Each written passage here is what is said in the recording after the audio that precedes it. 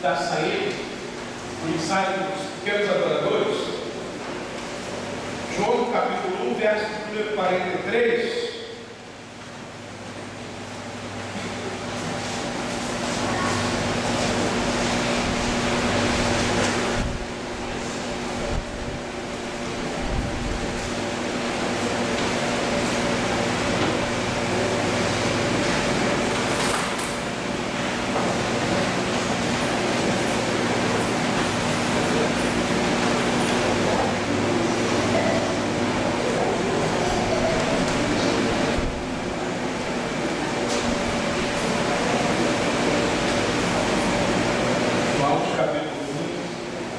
Verso número 43. Todo domingo pela manhã nós estamos estudando o Evangelho de João. Eu falei semana passada com João 2, aproveitando o episódio da Bíblia Branca, mas faltou expor do 43 ao verso 51 do primeiro capítulo. Diz assim o texto sagrado: No dia seguinte, Jesus decidiu ir para a Galiléia. Encontrando Filipe, disse-lhes: Segue. Filipe era de Betsaida, cidade de André e Pedro. Filipe encontrou Natanael e disse: Achamos aquele de quem Moisés escreveu na lei, sobre quem os profetas também escreveram, Jesus de Nazaré, filho de José. E Natanael perguntou-lhe: Pode vir alguma coisa boa de Nazaré? Disse-lhe Filipe: Vem e vê. Vendo Natanael aproximar-se, Jesus referiu-se a ele, dizendo: Este é um verdadeiro israelita, em quem não há fingimento. Natanael perguntou-lhe: De onde me conheces? Respondeu-lhe Jesus: Antes que Filipe te chamasse, eu te vi, quando estavas debaixo da figueira. Natanael respondeu: Rabi, tu és o Filho de Deus, tu és o Rei de Israel. Ao que lhe disse Jesus: Crês porque te disse que te vi debaixo da figueira? Pois verás coisas maiores do que essa. E acrescentou: Em verdade vos digo, vereis os céus abertos e os anjos de Deus subindo e descendo sobre o Filho do Homem. Amém. Pai, pedimos ao Senhor, a Deus, graça e discernimento agora para a exposição da tua palavra. Ajuda-nos, ó Deus, ajuda os nossos queridos irmãos a estarem diante do Senhor com seus corações e suas mentes voltados para Ti, para que, ó Deus, possam aproveitar o máximo possível daquilo que o Senhor tem para nós nesse banquete pela manhã. Fala-nos ao coração, use esse servo humilde para que, ó Deus, o Teu nome seja exaltado e aquilo que eu não consegui, ó Deus, que o Senhor complete para a Tua glória. Abençoa-nos, choramos e fazemos em nome de Jesus. Amém. Jesus tinha acabado de passar pelo aquele momento em que os discípulos de João foram apresentados a ele. Eu falei isso para vocês no domingo retrasado. André é apresentado a Jesus, depois de André, Simão Pedro, e aí Jesus sai dali e vai em outra direção, e ele então encontra um outro discípulo chamado Filipe. E Filipe, como todo bom discípulo, quando tem um encontro com Jesus, ele quer partilhar a sua fé. Já dizia alguém no passado que uma tocha sempre serve para acender outra tocha. É impossível um cristão que não compartilhe sua fé. É impossível um cristão que não tenha desejo de compartilhar a sua fé. Filipe então vai até Natanael e fala para Natanael sobre Jesus, que é o cumprimento das promessas acerca do Messias que Israel esperava. Natanael, quando sabe que Jesus é de Nazaré, ele faz aquela entonação enfática, né? Pode vir alguma coisa boa de Nazaré? Nazaré é uma cidade pobre, Nazaré é uma cidade humilde, e em nenhum momento no Antigo Testamento tinha algum apontamento de que o Messias viria de Nazaré. Por isso Natanael então se expressa dessa forma. E aí aqui entra o ceticismo humano, representado por essa indagação de Natanael. E aqui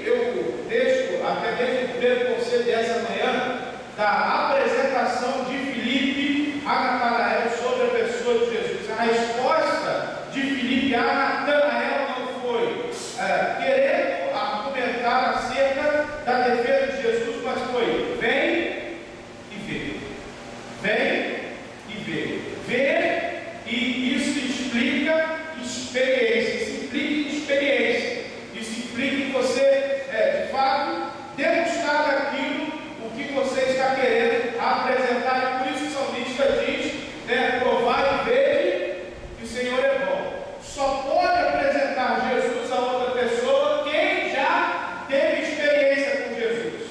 E aí entra o questionamento que todos nós devemos fazer: se nós não temos prazer em apresentar Jesus às pessoas, será que de fato nós conhecemos Jesus? Será que de fato nós nos encontramos com Jesus? Porque o desejo e interesse de todo aquele que se encontra com Jesus é apresentar a Jesus. A gente vai falar isso mais para frente, mas em João capítulo 4, quando Jesus se encontra com a mulher samaritana, a mulher samaritana tinha ido ao poço buscar o quê? Água. Mas quando ela se encontra com Jesus, ela se esquece totalmente do que ela tinha ido fazer, deixa o cântaro no poço, ela esquece que tinha ido buscar água e volta imediatamente para os céus para contar sobre sua fé, para dizer que ela havia encontrado Jesus. E aí, meus amados irmãos, nós às vezes queremos discutir sobre filosofia, teologia e argumentar acerca da pessoa de Jesus, que Ele é o Cristo, mas não apresentamos o Cristo de fato como Ele deve ser apresentado. Nós não temos o poder de convencer ninguém do Evangelho. Por favor, grave isso no seu coração. Não é sua função converter ninguém no Evangelho. A sua função é apresentar o Cristo às pessoas. E por isso que tem crente que se torna um mala. Por isso que tem crente que se torna chato. E as pessoas não conseguem ficar perto dele. Porque ele pensa que pela sua filosofia, sua argumentação, vai conseguir converter alguém ao Evangelho. Quando a Bíblia diz que quem apresenta o Evangelho simplesmente faz, mas quem tem o poder de fato de convencer o homem do pecado, da justiça e do juízo é o Espírito Santo de Deus. E aí entra o fato de nós levarmos Jesus à pessoa e deixar a pessoa experimentar a Jesus. Experimentar a Jesus como? Conhecendo Ele. A única forma de você falar de Jesus é você conhecer Ele. Dizem que um agnóstico famoso do século XIX, de uma certa manhã foi passar uma manhã no campo junto com seus amigos, e isso era um domingo, e os seus amigos então pegaram e foram para a igreja. E obviamente ele, por ser um homem agnóstico, não tinha fé, ele disse que não iria com seus amigos, e não foi então junto com aqueles que estavam indo para uma igreja. Até que ele perguntou a um dos homens que era mais simples do grupo, que era cristão, e perguntou a ele se ele não teria a possibilidade de ficar com ele pela manhã e explicar sua fé. O cara, muito sábio, disse para ele: olha, você é um homem letrado, você é um homem sábio, um homem que estudou as muitas letras. Eu sou uma pessoa simples, eu de modo algum vou conseguir convencer você sobre a minha fé. O camarada respondeu para ele: olha, eu não quero discutir com você, só quero que você me fale sobre a pessoa de Jesus. Qual é a sua fé? Enquanto o camarada falava da sua fé, o outro já estava derramado em lágrimas. Sabe por que isso, irmãos? Porque nenhum capital acadêmico, nenhum capital intelectual vai proporcionar a você a experiência que é conhecer Jesus Cristo de Nazaré. Nós podemos saber conjugar muitas teologias, podemos navegar no mar de qualquer filosofia, mas nada disso adiantará se você não tiver um encontro com Jesus de Nazaré. É Jesus de Nazaré que transforma o ser humano, é Jesus de Nazaré que dá jeito no homem, é Jesus de Nazaré que dá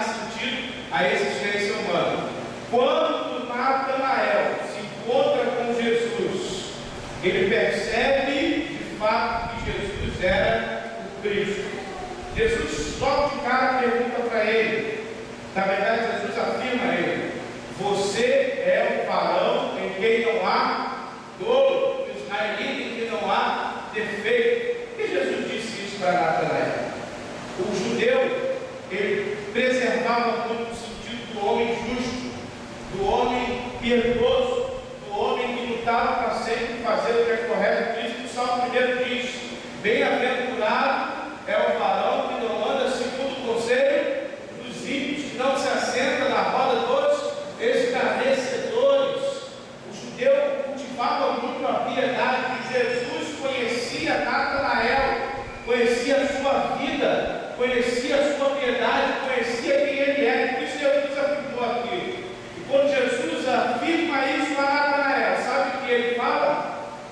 Sabe o que ele fala? Sabe? Como é que você fala isso se você me conhece? Quem é você para falar isso? Você está chegando agora, está me conhecendo agora.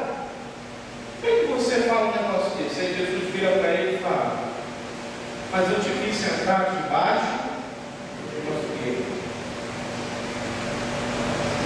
A figura da figueira do Antigo Testamento, se você ler Miqueias capítulo 4, verso número 4, 1 Reis 4, verso 5, você vai ver que a figueira ela tinha o simbolismo da paz. A Bíblia apresenta como a figueira, aquele que descansa debaixo da figueira, alguém que está desfrutando da paz. E desfrutando da paz implica em comunhão com Deus, porque só pode ter paz aquele que tem comunhão com Deus, relacionamento com Deus. Por isso Jesus disse: eu vos dou a paz e ninguém pode tirar a sua paz, porque dou como o mundo não pode dar. A minha paz é diferente. E Jesus estava dizendo que Natanael estava debaixo da figueira, desfrutando da paz, porque estava tendo relacionamento com Deus. E bem provavelmente Natanael estava orando, perguntando a Deus sobre o Messias. Enquanto Jesus fala isso para ele, ele tem um impacto. E automaticamente a resposta dele a Jesus é: tu és verdadeiramente filho de Deus. E aí entra aqui uma coisa interessante. Jesus viu algo que ninguém mais viu no coração de Natanael. Jesus é aquele que sonda as nossas vidas por completo.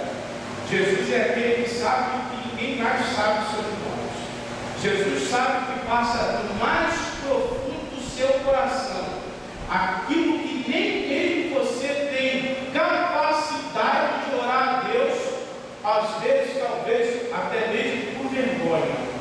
Mas Jesus sabe. Jesus conhece-nos como ninguém nos conhece. Jesus sabe o que se passa no mais recôndito da nossa alma. Sabe o que isso implica, irmãos? Cuidado. Isso implica em pastoreio.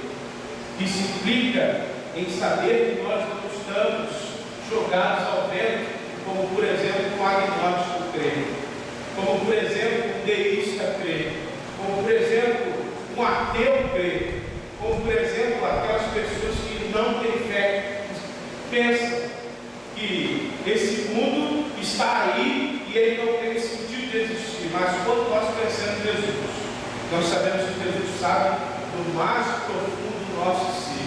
Por Jesus conhecer o mais profundo do nosso ser, Ele sabe daquilo que mais precisamos. Por que eu estou dizendo isso, irmãos? Porque às vezes, quando as coisas ruins acontecem a nós, quando as dificuldades da vida nos abatem, a primeira tendência humana é logo pensar em quem? Em Deus. E a maioria das pessoas culpam a Deus pelos seus próprios erros, não é verdade?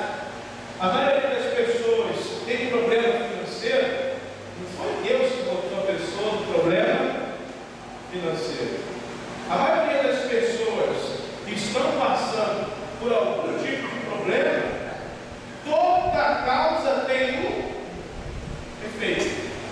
Aquilo que nós plantamos, nós colhemos. Eu estava lendo um jornal essa manhã, saiu uma reportagem muito interessante sobre a está extremamente chateada com a foto botada, e a divulgação do jornal é que a filha dela está tendo uma relação homossexual. E a menina estava na foto com outra menina, ela ia passear e a Xuxa vai então ao encontro dela, e quando vê a menina, está com aquela cara na foto. E aí a gente está aqui falando da notícia do jornal, dizendo se é ou se não é. Pelo amor de Deus, irmãos. Estou falando da notícia do jornal. Mas, se assim for, a gente só pode colher o que a falta de limite, a liberdade, tudo isso, uma vez, uma hora vai dar problema. E eu tenho falado isso muitas vezes aqui, às vezes não sou escutado. A nossa geração de crianças, adolescentes, tem sido criada distante de Deus. Nós não temos colocado limite na vida dos nossos filhos. Nós não temos apresentado os nossos filhos a Deus. Nós não temos levado os nossos filhos a Jesus, como Natanael fez, e apresentado a eles dizendo: provai e vejam que Ele é bom. E aí depois é tarde demais. Toda causa tem. E aí eu vejo o pai que tem pais, no modo geral, tem tempo para ir nos mais diversos lugares do Rio de Janeiro, passeios, lazer, viagem, festas, tudo que é coisa desse tipo, estão lá. Mas para a igreja, para as coisas do reino, nunca tem tempo. E aí, toda causa tem um efeito. Depois, não culpa Deus. Não culpa Deus. Jesus conhece o nosso interior. Por conhecer o nosso interior, Ele sabe quem nós somos. E às vezes, correção dói, né, irmãos? Correção dói. Deus nos corrige porque Ele nos ama. Só corrige o filho quem ama o seu. Se para um pai ou para uma mãe é muito mais fácil deixar o filho fazer o que ele quer, é ou não é verdade? Principalmente quando chega na adolescência, que é uma fase muito mais difícil de controlar. É muito mais fácil, muito menos estresse de deixar a coisa alavancada, mas vai acompanhando disciplina, e assim é Deus conosco. Às vezes nós passamos as coisas nas nossas vidas com permissão de Deus para a gente poder aprender, mas tem gente que às vezes passa uma, passa duas, passa três, passa quatro, passa cinco e não aprende. Fico impressionado com isso. Toda dificuldade tem um fundo pedagógico do tratamento de Deus. Pode reparar isso. José só pôde chegar no palácio porque antes ele passou no deserto. Davi só pôde ser o melhor rei de Israel dele porque antes ele passou muitos e muitos percalços. Sabe para quê? Para ser moldado. Mas tem gente que passa a vida toda e não aprende. A gente precisa se atentar a isso, precisa entender isso. Mas o bom disso é que Jesus nos conhece. E a gente precisa se voltar para Ele. E aí entra uma questão de humildade, sabia? Se você tem limitação em alguma área, Tiago diz que nós devemos pedir o quê? Sabedoria a Deus. Não é isso? Tiago diz: aquele que não tem sabedoria, peça a Deus, que a todos dá deliberadamente ao ponto do pedido. Tiago, capítulo 1. E a palavra do original grego é a ideia de que a sabedoria está aqui. Se você chegar aqui e pegar ela é sua. Ela está à sua disposição. Mas você precisa pegar. É como um presente.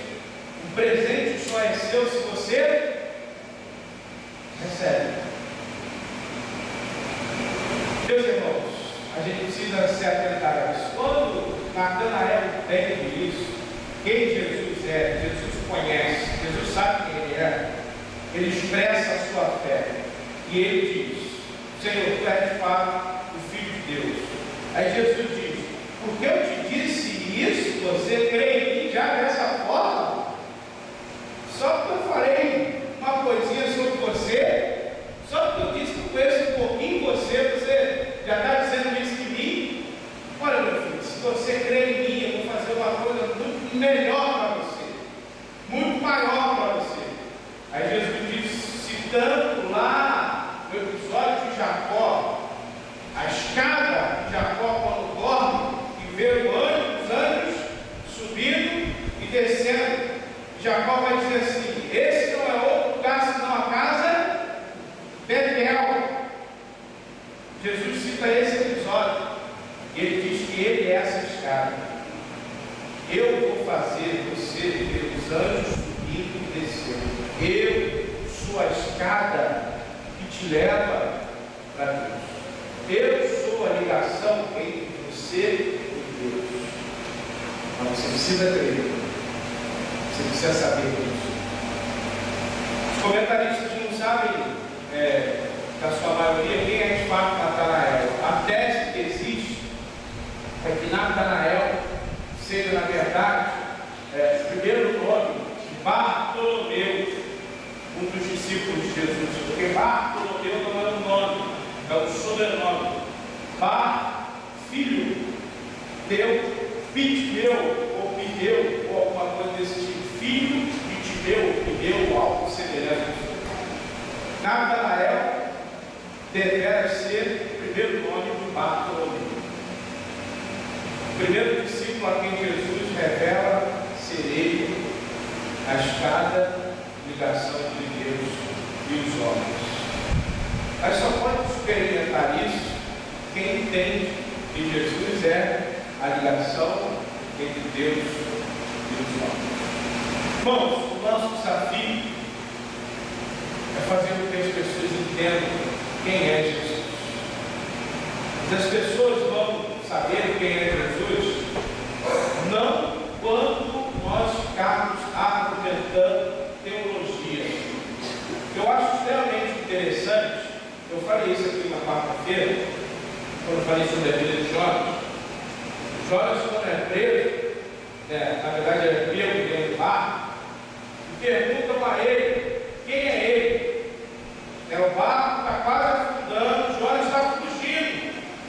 O chamado de Jonas é o quê? Nínive. Vai a Nínive e prega a Nínive. Mas Jonas quer ir o quê? A Tarsis. Nínive era uma das cidades mais violentas do mundo. Nínive, os ninivitas eram canibalistas, eram pessoas ruins. Os ninivitas eram inimigos oficiais dos israelitas. Jonas odiava os ninivitas. Essa é a expressão, odiava. Provavelmente ele vira muitas pessoas até mesmo da sua família mortos pelas mãos dos ninivitas. E ele fala: eu não vou para lá.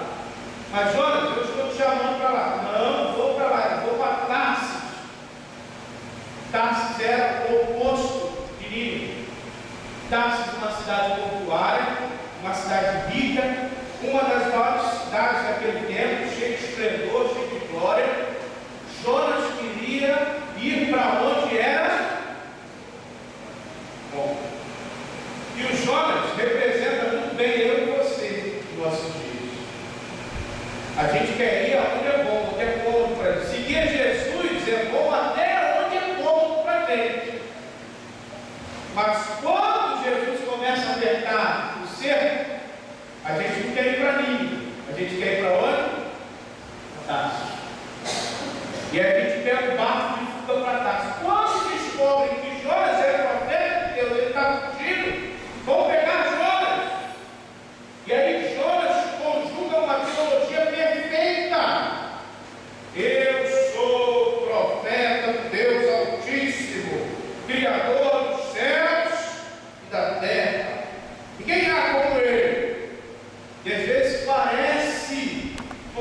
crente que sabe doutrina, teologia, um monte de filosofia, mas ainda não teve uma experiência empírica com o Senhor, de experimentar o Senhor, de provar e ver que o Senhor é.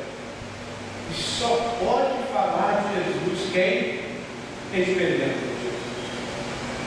O convite meu nessa manhã a todos nós é que, assim como Filipe experimentou Jesus e pôde levar Natanael até Jesus, e Natanael saber que Jesus é a escada, porque Filipe o apresentou, é que a gente tenha uma experiência com Jesus, uma experiência em colocar o nosso coração em Jesus. Às vezes, irmãos, eu vou falar uma coisa aqui, eu queria que você guardasse isso no seu coração. A gente vai passar a nossa vida toda e a gente vai comprar uma casa, a gente vai comprar um carro, a gente vai ter uma vida próspera. Louvado seja Deus por isso. Nem sempre o nosso chamado é táxi. Às vezes Deus quer que a gente vá ali. Quando os olhos se colocam debaixo da obediência de Deus, Ele faz a pregação mais esdrúxula que a Bíblia fala. Por exemplo, a pior pregação que eu ouvi na minha vida foi do profeta Jonas. Ele passou por Nínive gritando somente uma coisa, sabe o quê? Arrependei-vos, arrependei-vos, arrependei-vos.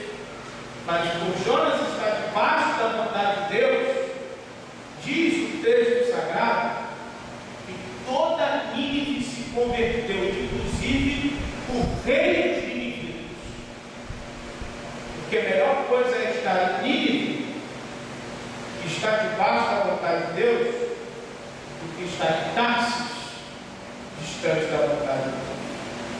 Porque o estar em Tarsis, distante da vontade de Deus, vai gerar a mesma coisa que gerou em Salomão no final da sua vida.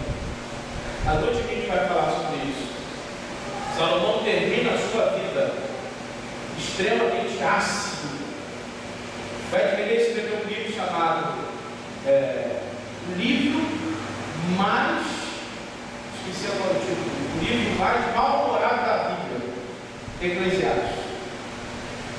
Salomão inicia o livro dele de uma forma tão pessimista que quando você lê, você fala, cara, não é possível, esse cara é como a Deus. E termina a vida dele olhando para trás e dizendo tudo que ele pegou as suas forças, de nada vai para frente. E aí lá no final do livro, ele vai falar uma coisa assim: olha, sobre tudo que você tem que fazer, melhor coisa é temer a Deus. Tema a Deus. Por isso, a melhor coisa é estar em Nínive, basta a vontade de Deus. E Tarsis, distante da vontade de Deus. Baixa a cabeça.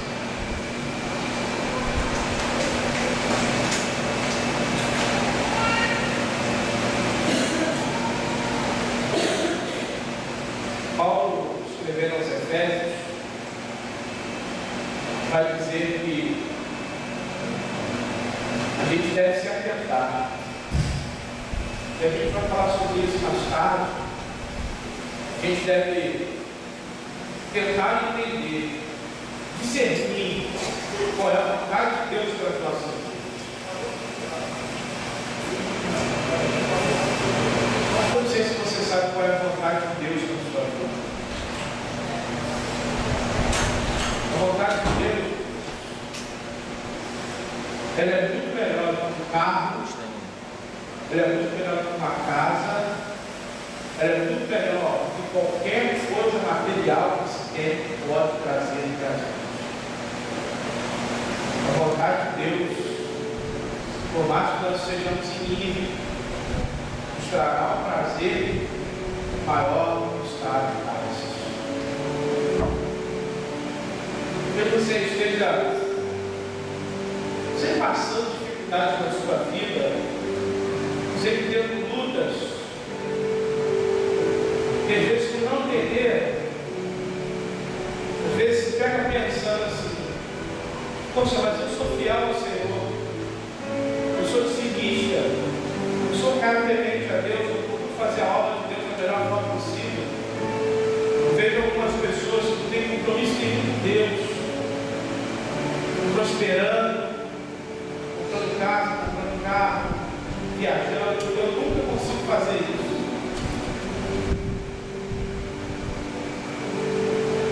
Eu queria falar para você que melhor está você estando livre do que essas pessoas estando taxas.